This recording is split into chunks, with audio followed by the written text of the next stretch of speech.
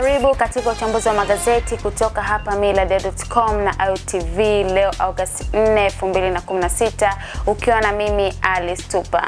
Na nikianza na gazeti la Nipashe Mwanga wa Jamii, katika ukurasa wake wa mbele leo limeandika Zitto ampigia magoti Magufuli. Ni habari ambayo imeandikwa katika ukurasa wa pili wa gazeti hili. Habari nyingine inasema wazee watinga baraza la mitihani kusaka vyeti. Ni habari pia ambayo inaendelea katika ukurasa wa pili wa gazeti hili. Awawa akishika mpini, ni habari ambayo ipo katika ukurasa wa 3. Diwani Chadema jela, ni habari ambayo unaweza kusoma katika ukurasa 12 wa gazeti hii. Lakini pia habari nyingine ambazo zipo katika ukurasa huu wa mbele wa gazeti hili inasema ajali ya ua watatu 30 hoi. Ni habari hii ambayo inaendelea kuisoma katika ukurasa wa 8, na katika ukurasa wa 4 kuna habari nyingine ambayo imeandikwa dakika za mwisho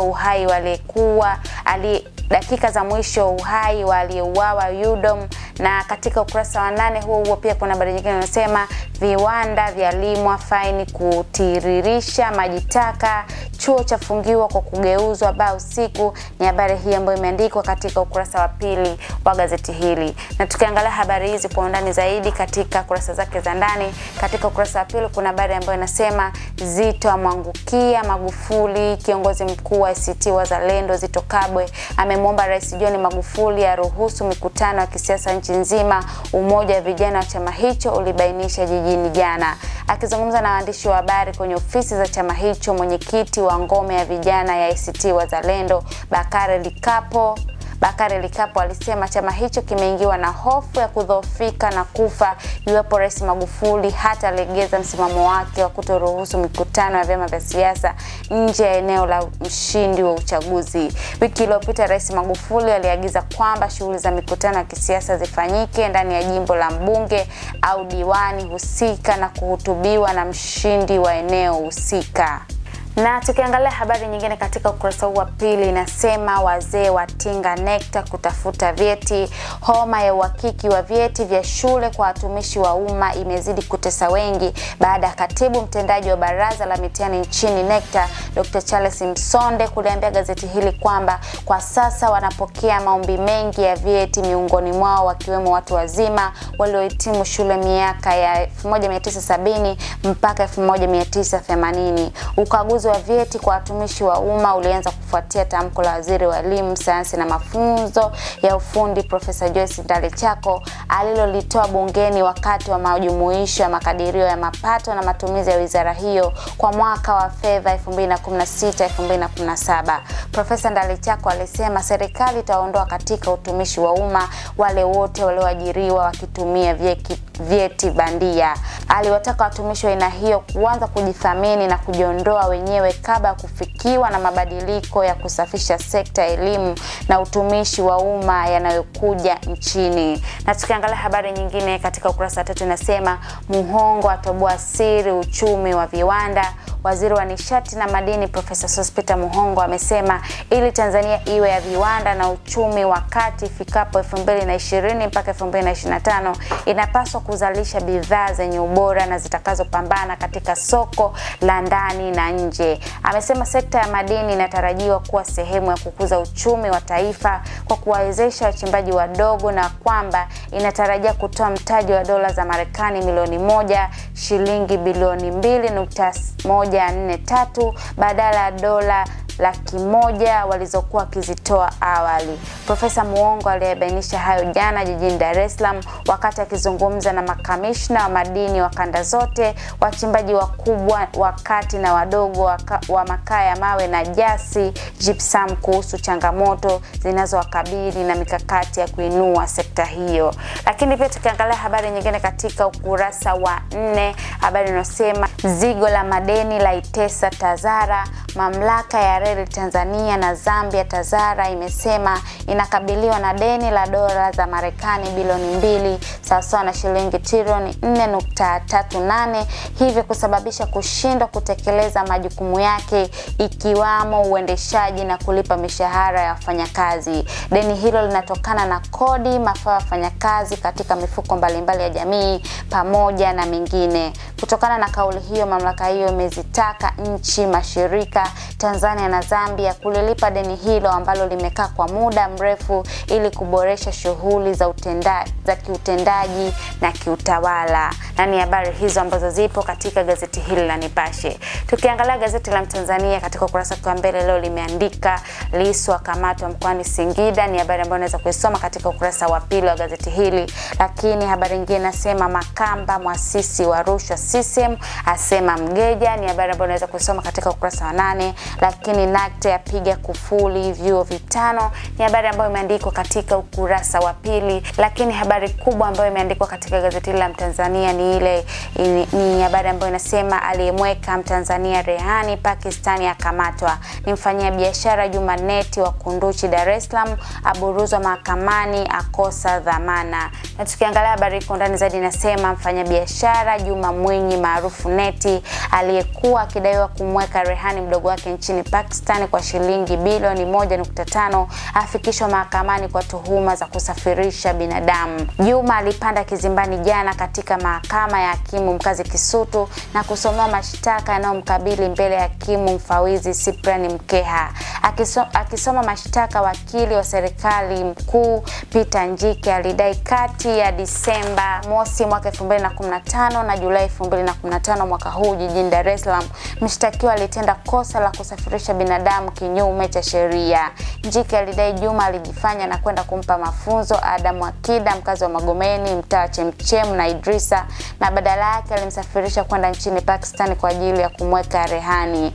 Mshtakiwa alipotakiwa kujibu kama kweli ama si kweli alikana kuhusika na tuhuma hizo, na upande wa mashtaka ulidai upelelezi wa kesi hiyo haujakamilika, wakaomba kuahirisha kesi. Hakimu Mkeha alimfahamisha mshtakiwa kwamba shauri lake halina dhamana kisheria, anaamini upande wa mashtaka hautochukua muda mrefu kukamilisha upelelezi. Badala ya kusema hayo, alikubali kuahirisha kesi hiyo hadi Agosti 17 mwaka huu kwa ajili ya kutajwa na mshtakiwa alirudishwa rumande. Ni habari hiyo ambayo ipo katika gazeti hili la Mtanzania.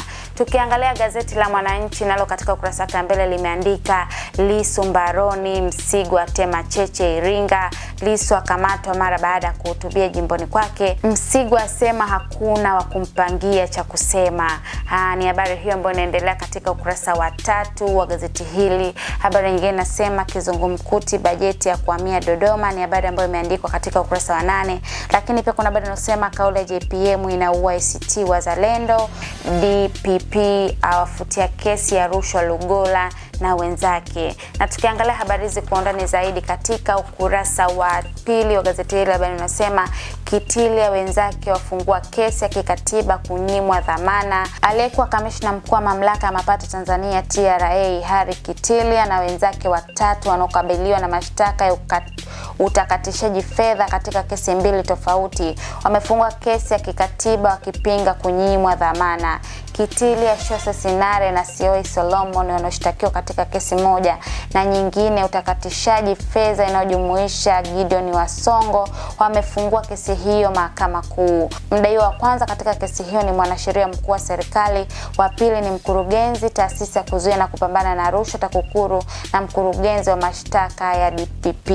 Habari nyingine katika ukurasa huu wa pili nasema DPP awafutia kesi ya rushwa Lugola na wenzake. Mkurugenzi wa mashtaka DPP amewafutia shtaka la rushwa lililokuwa likiwakabili wabunge watatu wa bunge la Jamhuri ya Muungano wa Tanzania, Kangi Lugola na Mwibara Suleiman Sadiki Mvomero na Victor Mwambalaso Lupa katika mahakama ya hakimu mkazi Kisutu.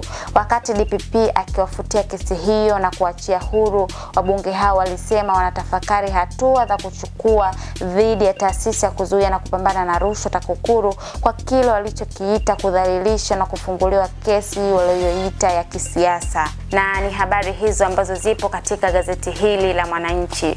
Gazeti la Jambo Leo nalo katika ukurasa wa mbele limeandika zaidi ya 130 wataka ujaji, wasomi wapongeza mchakato wa kuwapata, kanuni za mahakama ufisadi kujadiliwa.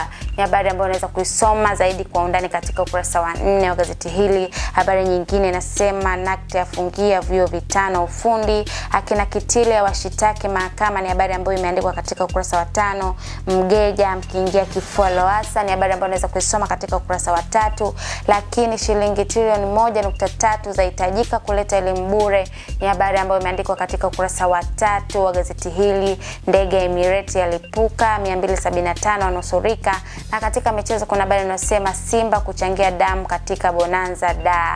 Ni habari hiyo ambayo unaweza kusoma katika ukurasa wa 24 wa gazeti hili la Jambo Leo. Na tukiangalia kwa undani habari hii katika ukurasa wa 2 wa gazeti hili, habari inasema wizara yasema hatuhusiki na mishahara NIMR. Wizara ya Afya, Maendeleo ya Jamii, Jinsia, Watoto na Wazee imesema haiwajibiki kutoa mishahara kwa Taasisi ya Taifa ya Magonjwa ya Binadamu NIMR.